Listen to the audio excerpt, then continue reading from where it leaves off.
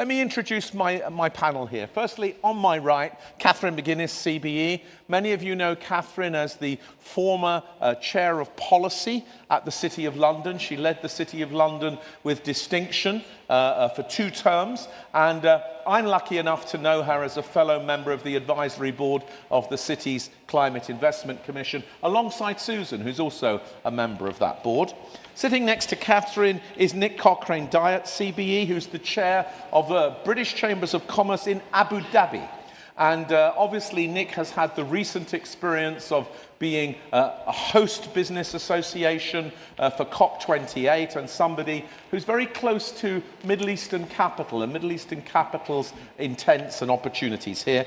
And then sitting next to Nick, the person who needs absolutely no introduction, Councillor Susan Aitken, the leader of the City of Glasgow. Please give Catherine and Susan and Nick a big, warm welcome.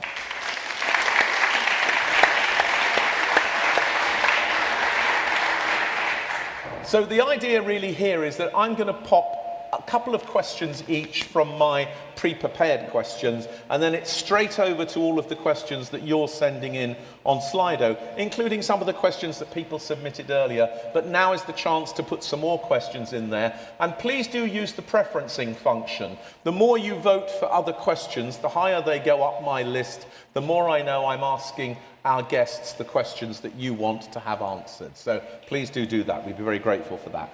Catherine, I'm going to start with you and ask what's really the most obvious question, which is, how do you think that city leaders and urban investors, whoever they are, pension funds, insurance companies, banks, sovereign wealth, property investors, how should they be working together? Well, thanks very much, Greg. And first of all, thanks for inviting me to participate today. It's great to be back here in Glasgow. It's always such an exciting city, even when it rains. So, I was sorry to see sustained dialogue came so low in that poll that we just had, because it seems to me there are 3 critical factors. I think, first of all, we need to be talking. We need to get the leaders and the potential investors talking so that they understand each other's perspectives, they understand what are the opportunities, what are the challenges, so that they speak the same language. For all that we talk about from the investment side, the wish to invest in net zero, and for all that we hear from the place side, that there are plenty of investable projects, for example, I don't think they are using the word investable in the same way. Investors look at the term that they need for repayment, the profile of the repayment, the certainty of the repayment in a different way from a place leader who may be looking at the exciting impact that this is going to have and the critical results it's going to lead to. So the first thing I think is sustained dialogue to work out what the issues are. Secondly, I think they need to be working together in a way which we haven't necessarily seen in the past, to design new models. Because if there were models for financing the sort of thing we're talking about already out there that worked, businesses, investors would be piling into it. They're never they're never shy to go into an investment opportunity. So we need to be working together on co-design and collaboration and innovation. And then finally, I think they need to be learning from what others are trying, learning from what they themselves are doing, and learning from what goes wrong. Perhaps, as James said earlier, making mistakes in a way, being willing to make mistakes in a way which we haven't traditionally been willing to do. So how does one actually bring that about? Well, I think a coalition such as 3CI, the City's Climate Investment Commission, is a really great example of what can be done. Now, this is another, I would suggest, another great legacy of the Glasgow COP. I'd like to pay tribute to Susan, who's helped bring it together, but it's an unprecedented coalition which now includes about 90% of local government across the UK, working with the private sector, looking at pipelines of projects, looking at technical assistance, and looking at other ways to actually turn the aspiration into action. Great, Catherine. I'd obviously like to support your recognition of Susan as having really stimulated the creation of this commission. Now, you've just been chairing a task force for this commission that's looking at a very specific investment model that is being developed. Tell us a little bit about that and about other investment models you think might be interesting. Yeah. Well, the model that we produced with support from government is a place-based approach, multi-asset approach. We took retrofit of domestic property, because that was we needed to look at something, and that is, we all know how the volume of emissions coming from domestic property, and we looked at a way of packaging things so that you could create an annuity from energy savings and retrofit at no cost to the house owner or tenant. The task force that we convened spoke with the finance sector across the piece, from impact investors to banks and insurers, from the sort of traditional lenders to the traditional to the more innovative. And we kicked the tires on our model, but we also, with the feedback we got, also I think gave us some wider answers. And what people told us was that, yes, they absolutely supported the notion of a place-based approach, particularly because we're looking at issues which might differ depending on the exact nature of the environment you're working in. You might have properties of one kind or one cost in one area, or a whole range of local issues that may sway how things work. You need local leadership to help bring the community with you if you're going to take people at scale through change. So our feedback was that the place-based approach was absolutely the right thing, that we need to be experimenting, we need to be setting up pilots across the country to iron out the wrinkles in our model or any other model that we might be trying. But on looking at a wider scale, we need to have a more supporting general ecosystem. We need to be looking at the planning. We need to be looking at the regulation, as Emma was saying earlier. We need to be looking at the skills needs. So we need a more supporting ecosystem. And we need, we suggest, a greater sharing of knowledge and learnings. So we're suggesting a single national conversation across the UK where people bring and share what's working, what isn't working. What we don't want is everybody designing the same piece of the puzzle over and over again when we actually have a 1,000-piece puzzle that we've got to put together. So those were the outcomes of our task force. I think they're relevant to the many other models that have been produced, whether it's by financial institutions, and James told us of some of the issues, some of the models that his bank is working on, whether it's from the thinkers such as the Green Finance Institute or wherever. We need to be looking at how we can share the learnings. Great. Well, Catherine, I'd like to congratulate you on this task force report, which was only published a few weeks ago, actually, and you can find it on the 3CI website. And I suppose the thing to say is that there's a lot of ingenuity from you and the private financiers on your task force to say that if you invest in the retrofit of residential buildings, which is one of the hardest things, you can create revenue streams through savings. And the question then is whether you can use those savings to underpin a structured approach to the financing so that you can anticipate future savings and invest to decarbonise now. That's the core idea, isn't it? Yes, it is.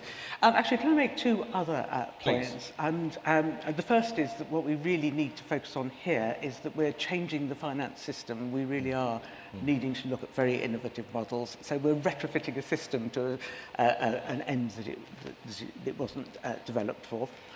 So this is a really big challenge and will need several different approaches. And the second point I'd just like to highlight is that another output from COP was that shortly after that, the Scottish Government announced a industry-led task force on green and sustainable finance in Scotland. That will be publishing its own report, I think, in a matter of weeks.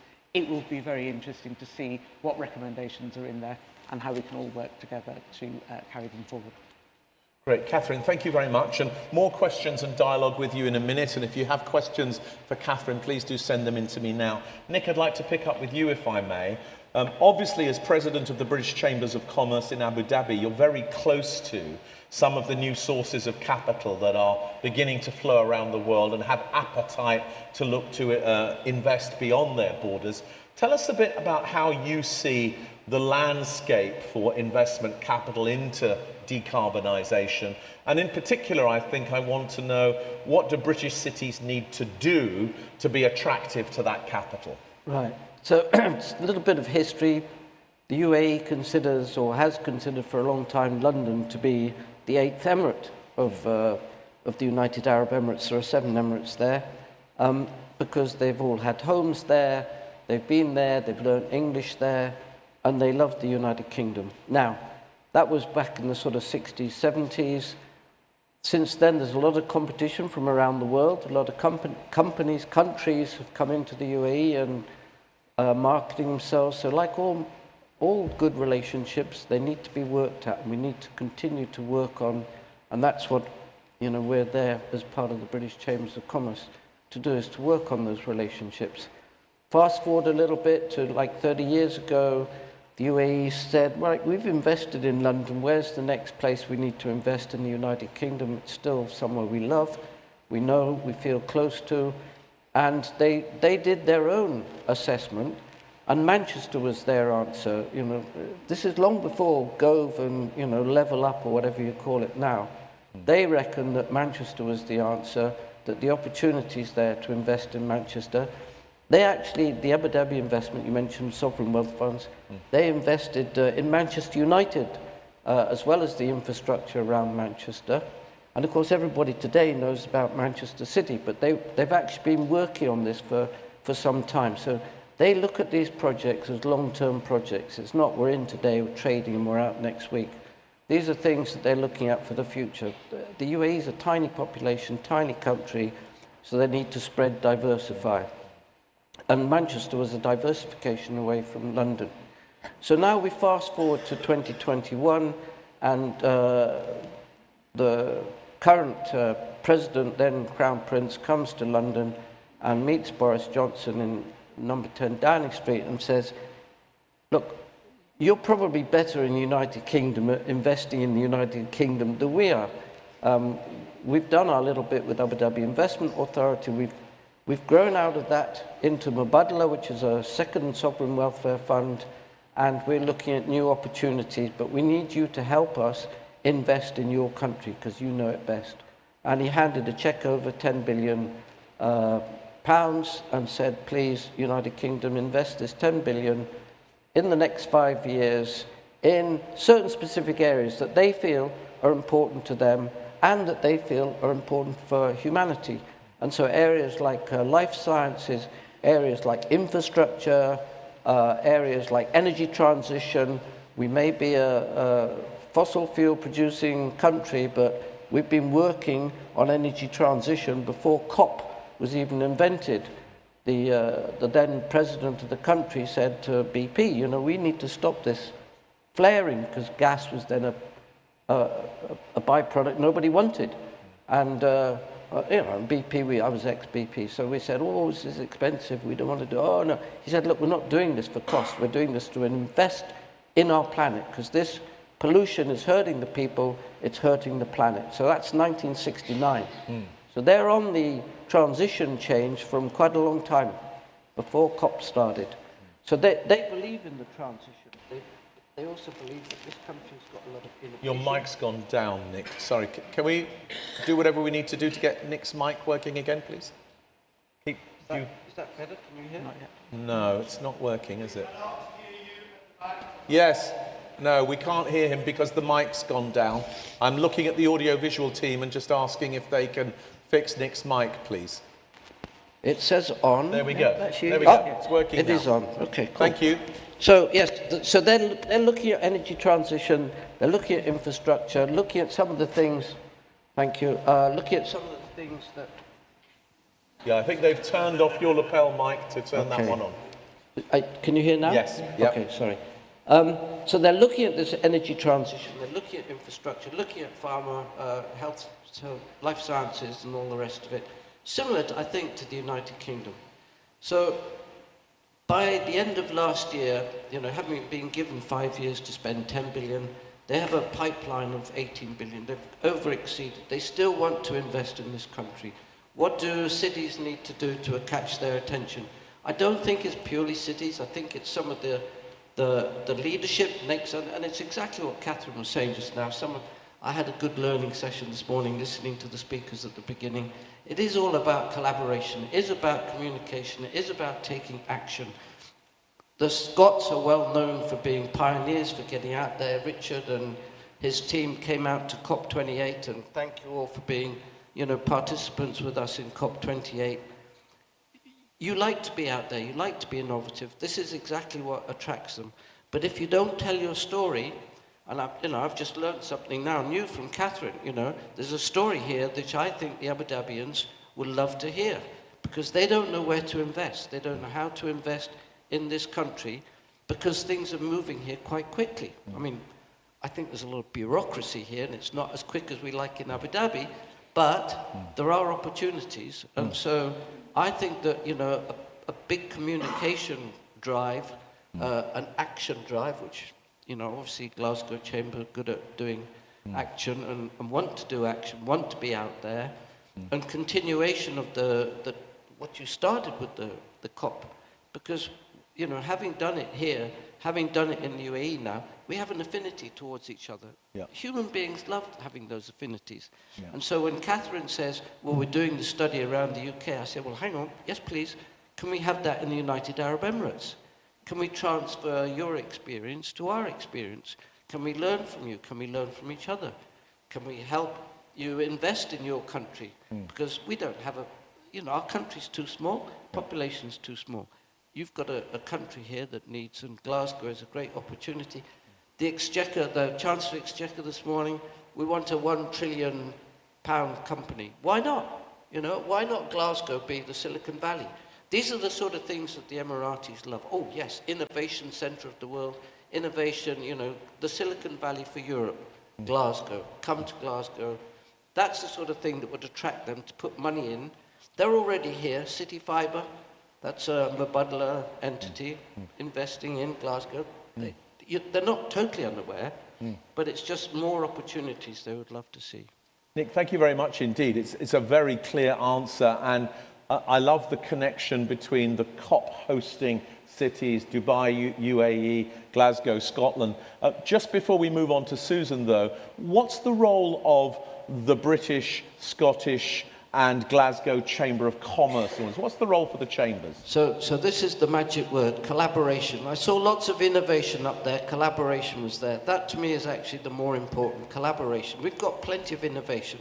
We can fix climate change tomorrow if we take action, but we need more collaboration. So, Richard and the team from Glasgow Chamber coming out, with all the other chambers who came, we had great support from Sarah, great support from Siobhan and all the rest of it from the British chambers, so Glasgow chambers, Shona's here from Scotland, the Scottish chambers. I mean, this was collaboration in action. And so if you don't know, and I get it, if you're a small SME and you're not sure, but you really can do better, and there's money in Abu Dhabi that they want to invest in innovation, how do you do it? Well, the answer is you go talk to Richard, you go talk to, I think, Lindsay's here, and Lindsay's, working in Bali, in Indonesia, and yet she's a member in the Abu Dhabi Chamber of Commerce.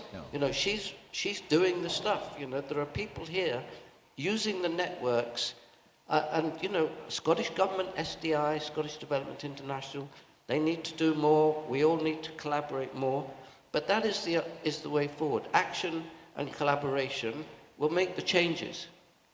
Nick, thank you very much indeed. Susan, it's funny to welcome you to the panel in your own city where you're the leader, but it's great to have you here with us.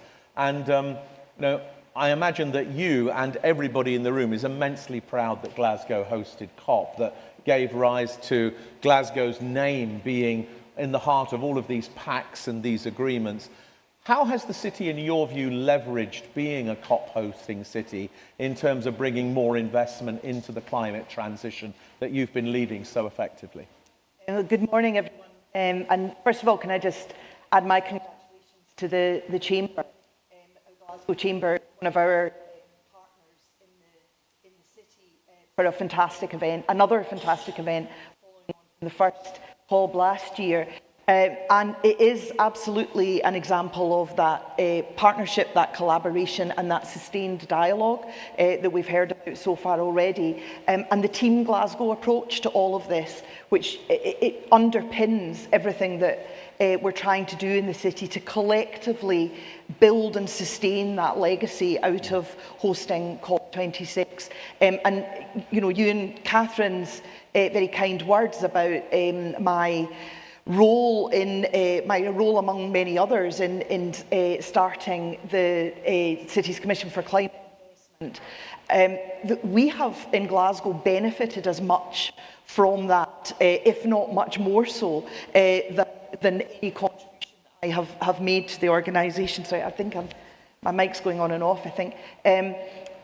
And it is precisely that access that it has given us as a public sector organisation, as the council, to major investors who are looking for places and projects to come and invest in, and the dialogue that we've been able to have to bridge that understanding and to bridge those different definitions of what investable means, what an investable proposition looks like, what a project looks like.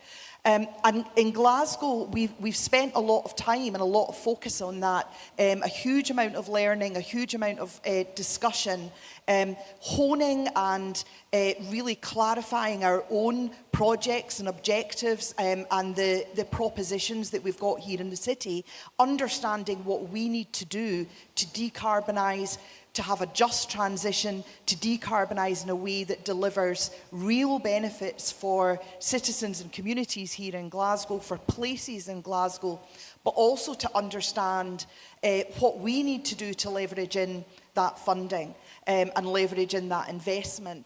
So just in the past few weeks, we've invested £4 million locally, which we managed to identify from, it was some one-off funding that we got from refinancing historic PFI projects. And we are using that to build our own capacity within the city, and actually where appropriate and where necessary, to bring additional capacity in from outside, recognising that as a public sector organisation, we by and large don't really deal in this space, certainly not at this scale, the scale that we need to when it comes to delivering the interventions that we need for our net zero transition. So that £4 million will, over the next 18 months to 2 years, get us absolutely investment ready. We continue to have the conversations in the meantime, but we've looked at two models in particular that have already been adopted by other cities in the UK. One is a delivery vehicle, the Bristol Leap vehicle, which our colleagues in Bristol, also founders of 3CI, have put in place.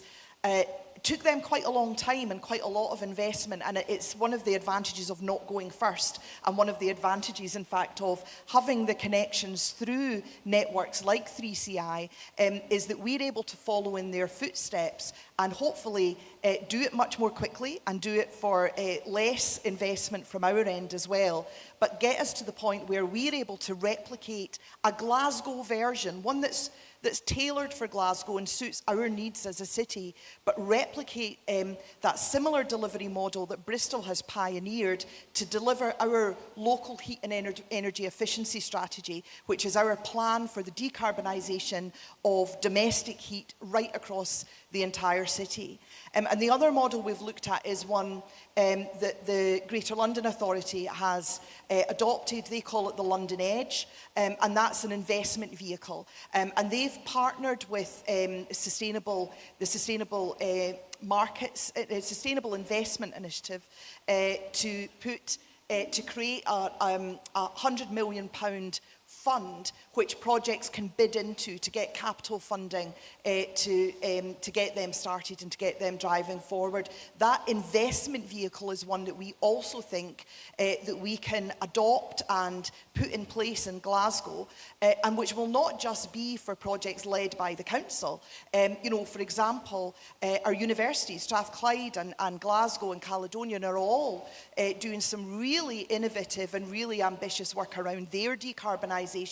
They could bid into that fund to get that support to support their decarbonisation as well, get that funding to support their decarbonisation. The NHS could do it for their estate. Police Scotland could do it for their estate. The collaboration potential from a model like that that will really deliver scale and pace of delivery is something that we are really excited about. So that's our task right now. All of the other stuff doesn't stop, it continues. We continue to refine and to clarify our understanding of the science of exactly what we need to be doing to deliver. We continue to refine and clarify our understanding of how we make sure that every single pound of climate investment that we are able to leverage in from the private sector or from institutional investors not only decarbonises but also delivers for that just transition. It delivers real benefits for communities and places across Glasgow, and especially those who were on the receiving end of the unjust transition in the 1970s and 80s when we deindustrialised as a city. We continue to talk to investors, to build those relationships, to build those collaborations. But what we are doing, and doing as fast as we can, is, and I suppose Nick might call it bureaucracy, I suppose we would call it due diligence, which we have to do in the public sector, and rightly so. Because we have to make sure that our own budgets as a council and the public services that we deliver with those budgets that our citizens rely on are protected, and that we are not taking unacceptable risks. We are prepared to take risks. I think I should be clear about that. We as a council have talked about this, and the existential crisis that we're facing with climate change, and as much here in Glasgow as anywhere else in the world, requires us to have a more open and robust risk appetite around funding and delivery than we may have done in the past as the public sector. But we still have to be sure that it's a managed risk, that it's a risk that we understand and that we are confident that we can make work for the city and make work for Glasgow's citizens. So that's what we're doing just now, is getting ourselves investment ready so that we can say to all of these potential investment partners that we're talking to and building relationships with, come on in, give us your money basically, and let's collectively start to deliver what we need to do, those interventions across the city to decarbonise at pace and at scale.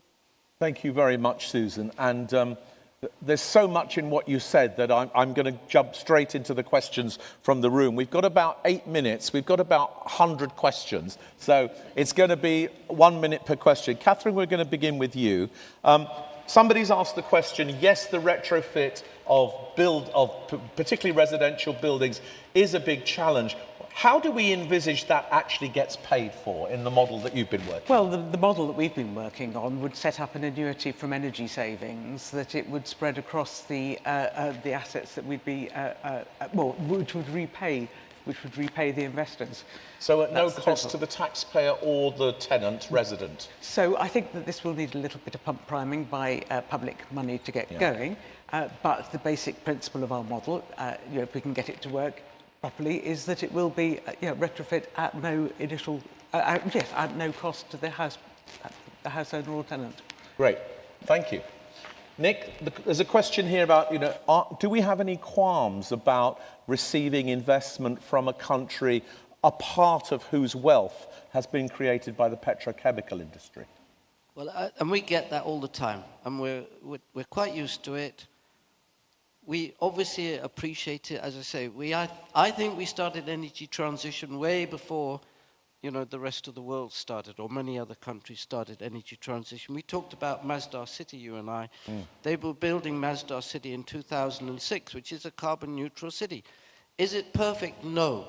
It's this 80-20, let's get on and do it, and we'll make mistakes, but they're not mistakes to me, they're learnings. And so we need to keep on doing that. And yes, we do get criticism. Is that going to stop the UAE from continuing to energy transition? No. Have they got a UAE consensus? Were they meeting the other day to talk about this tripling of renewable energies and everything? A lot of that is about finance. And, you had a great speaker today with James and Emma talking about the financing of these things. We need to get that finance into the system. Aristotle this morning, I'll give you Ghazal, who's 1,000 years ago, was saying that knowledge without action is waste. And we have all the knowledge we need to move climate change. But the action is not happening. And I'm glad you mentioned, and I'm grateful that you guys invited us. I'm grateful. and I'm thankful that you invited us, because that's inclusiveness. That, you know, it's the action. You invited us. You know, you're taking action. You're doing it at pace. We need to do it at pace. So, yes, we are a petro state originally. We have been working transition. The president talks about, you know, the last drop of oil, which will be before 2050. We know we're on that journey. We're doing what we think is the right thing. Everybody needs to do what is the right thing. Is it all going to be perfect? No. But if we don't take action, nothing's going to happen. And action is the word. I watched this film, The End Starts From Here. Yep. You know, the city of London being flooded and blah, blah, blah. We had that in Dubai. A few weeks ago, the airport got shut down. I mean, a complete shock to the system. This is climate change. It woke people up. We need these wake-ups to take the action. So, yes, you can consider us bad if that's what you like. It's not going to stop us working on energy transition. Great. Thank you very much, Nick. Susan, there's a whole raft of questions for you, but maybe we'll pick out two, starting with this one.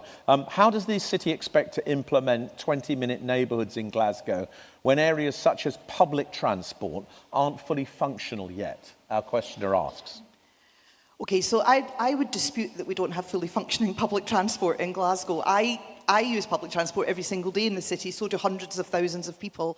We've got the best suburban rail network outside of London. We've got a small but beautifully formed, and yes, I know it's not open long enough in the evenings, on weekends particularly, but a beautifully formed little subway, which is great for short journeys and for connectivity with other journeys.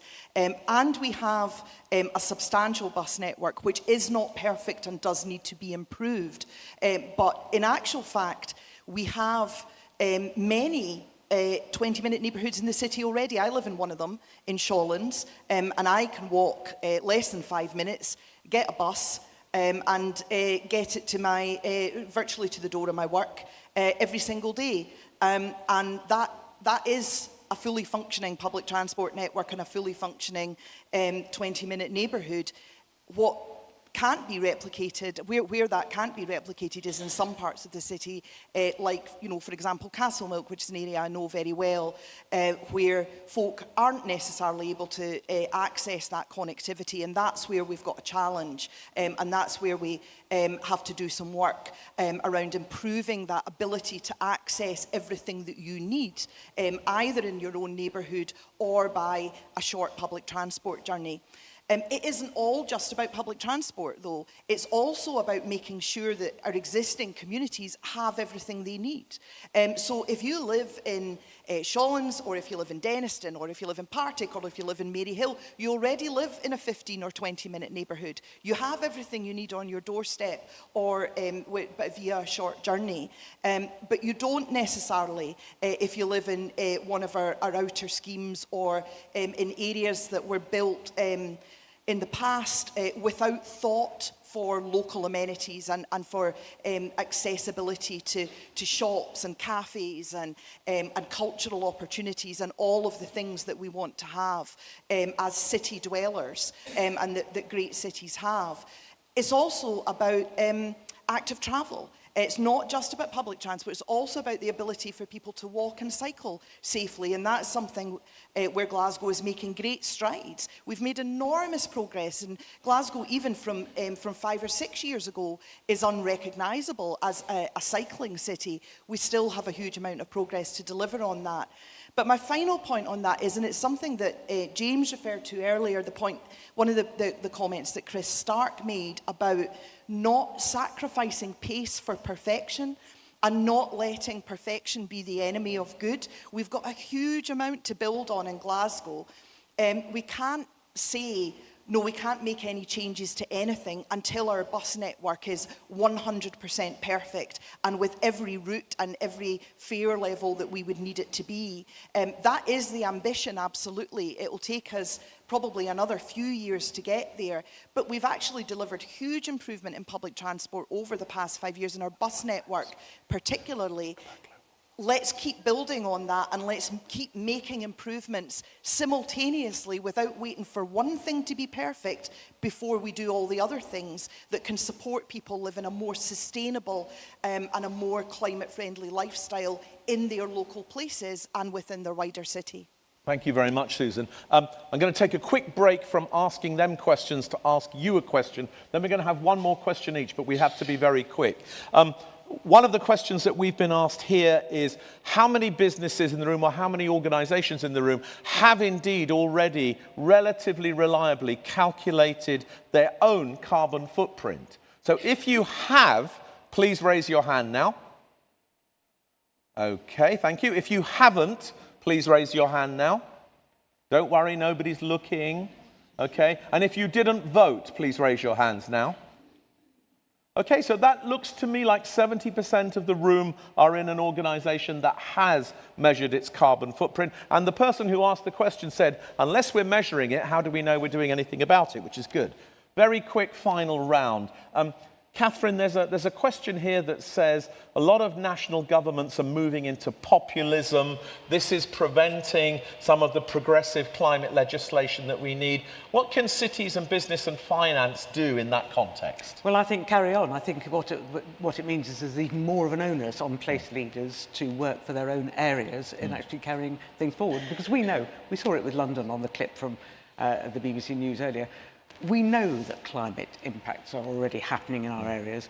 We can work together on projects that will ameliorate it in our areas. Let's get on with it and let the national politicians get on with their talk.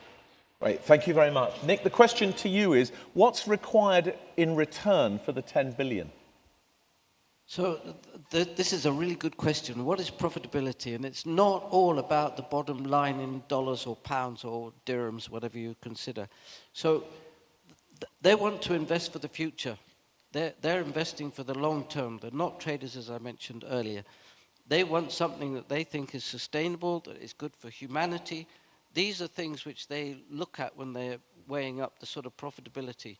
Yes, of course, everybody has to make money. You know, we have to keep on investing for the future and all the rest of it. But they want future-proof projects. So that's what they're really looking at, things that are long-term, sustainable, and, of course, bring a return on their investment. And it's not all about how many dollars they get back on their investment. Thank you very much, Nick. And then, Susan, there's about 3 or 4 questions on this topic, but essentially the focus is, what about people who are living in poverty? What about the people who, whose daily lives are on the breadline? How do you create an environment or a pathway that gives them motivation to participate in this? What does that just transition look like if you're a poor person living in Glasgow? For me, that is the heart of the just transition. There's a very strong likelihood that if you're a poor person living in Glasgow, it's because you are part of generational cycles of poverty that resulted from the unjust transition that took place in the city in the post-industrial era. And breaking those cycles is something that I believe that a genuinely just transition and the opportunity that the huge amounts of investment that we're going to put into transitioning to net zero gives us to simultaneously address some of those long-standing social and economic injustices. How do we engage people in that process? And I think Catherine referred earlier to what's going to be an incredibly important model that we'll certainly be looking at really closely in Glasgow, which is how do we retrofit buildings? How do we retrofit homes to make them more energy efficient, to tackle fuel poverty, something that is still a very significant problem in Glasgow, without upfront costs to residents and to citizens, and in particular ensuring that those citizens who suffer now from fuel poverty, who suffer from living in energy inefficient buildings, are not having to pay the price for the investment that society needs to make to improve their living conditions. That is a challenge. And you yourself said, you know, we are struggling to find a model to make retrofit work alongside the way that an energy transition investment would, for example. And that's why that continuing work that Catherine referred to and the emergence of new financial models that allow us to do that are incredibly important. But we also need to keep talking about the benefits. This is not a threat. This transition is not a threat to society. It is done right. And certainly in Glasgow, we've got the political will to do this right, and I believe the partnerships that want to do this right. It is an absolute benefit and can absolutely deliver enormous dividends for our citizens and communities, and we need to keep communicating that, and we need to keep pushing back against some of the populist scaremongering that we've seen that Catherine referred to. I took enormous heart from Mayor Sadiq Khan's incredible victory at his election just last weekend, in the face of exactly the kind of one of the most brutal kind of populist campaigns against him. Clearly, people in London want to see the action that he's taken for clean air, the action, the leadership that he has shown on climate, in which he has articulated really well how that will actually benefit London citizens. We need to keep pushing as he did, and standing firm on these things. Great, thank you very much. And I'm sorry we've run over by a few minutes, but I want you to join me in saying a big thank you to Councillor Susan Aitken, and of course to Nick Cochrane-Dyet and to Catherine McGuinness. Thank you very much indeed.